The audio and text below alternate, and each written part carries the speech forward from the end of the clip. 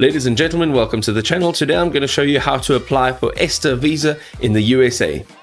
Okay, so the electronic system for travel authorization is required for anyone traveling from visa waiver program countries visiting the United States for tourism or business stays of up to 90 days. First of all, you must be a citizen of one of the 40 visa waiver programs countries with a valid e-passport containing an embedded electronic chip. Also, no recent travels to certain countries. This will include this list of countries or prior visa overstays in the United States. All right, the application process. You'll need to go to this website over here. It is the only place that you can apply.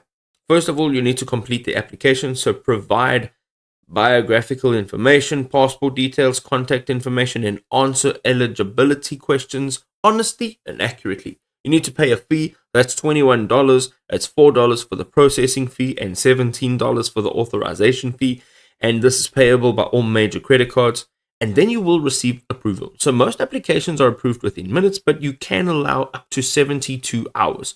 Once you have been approved, your ESTA is valid for 2 years or until the actual passport expires.